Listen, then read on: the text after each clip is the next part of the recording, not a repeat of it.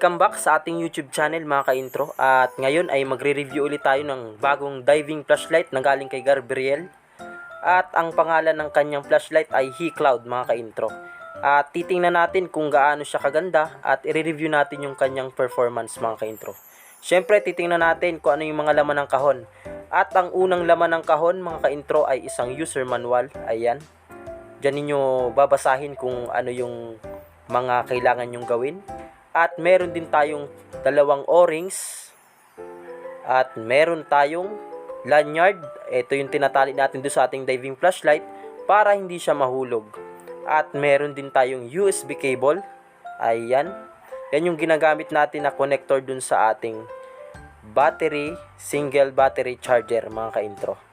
Ayan yung ating single battery charger mga ka-intro.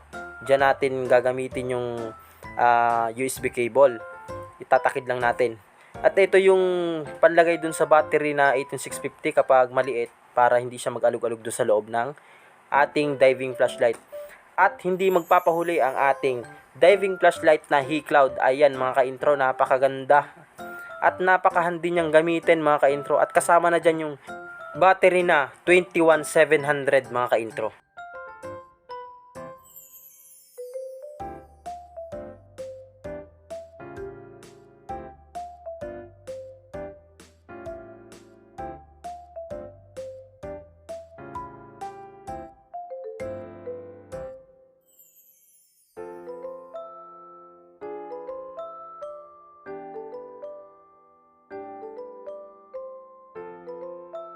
Medyo maliit din po itong ating bagong dating na diving flashlight, pero mas maliit yung nakaraan nating na review mga ka-intro.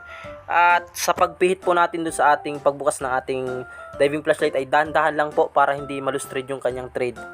At bago nyo po testingin yung inyong diving flashlight kapag bumili po kayo ng bago, ay meron po siyang nakalagay dun sa kanyang battery. Nilagay po nila yan para hindi ma-discharge yung battery habang hindi nyo ginagamit. Ayan, ito yung ating battery 21700 at 4000 mAh at 3.7 voltage na battery mga ka-intro. At kung napapansin nyo, double spring yan mga ka-intro, hindi lang natin makita dahil madilim yung loob ng ating diving flashlight. Ayan. At titingnan natin at papailawin natin dito mga ka-intro kung gumagana ba o gaano siya kalakas mga ka-intro. Ayan. Kung nakikita nyo, napakaingat ko talagang pagpihit dyan mga ka-intro kasi mahirap kapag na-loose thread dyan. Kapag na-loose thread kasi ganyan mga ka-intro, mapapasukan siya ng tubig at baka masira yung ating diving flashlight. Sayang mga ka-intro. At ito yung kanyang low mga ka-intro. Ayan yung kanyang mga modes at runtime. Ayan yung low. Ayan, malakas na yan. At ito yung kanyang medium mga ka-intro. Ayan. At syempre yung high mga ka-intro. At sa akin pamamana, ang talagang ginagamit ko lang yung pinakamahina lang mga ka-intro. Kasi napakasakit na sa mata kapag yung malalakas ng ilaw yung ginamit mo.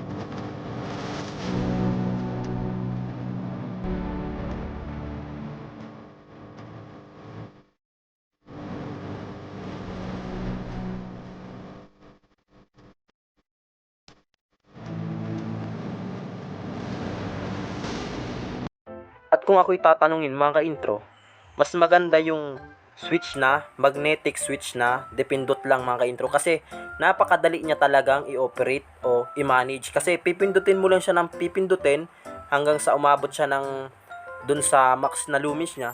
And then babalik ulit siya dun sa kanyang low na lumens. At ayan, at sa pagpatay naman mga ka-intro, ilong press nyo lang, napakadali lang mga ka-intro. At meron din siyang memory mode. Halimbawa, binuksan nyo sa high. Ayan, kunyari, binuksan nyo sa high. Tapos pinatay nyo, dun pa rin siya unang bubukas sa high mga ka-intro. Yung iba kasing flashlight ay sa low na uumpisa hanggang sa dumating ka ng high mga ka-intro. At kung nagustuhan mo po ang ating video at ang ating diving flashlight na na-review ngayon mga ka-intro, ilalagay namin sa aming description box yung kanilang shop at kung saan ito mabibili mga ka-intro. At maraming salamat po sa inyong patuloy na pagsuporta sa aking channel. At lalong-lalo na po sa ating mga ka-espero, mag-ingat po kayo palagi.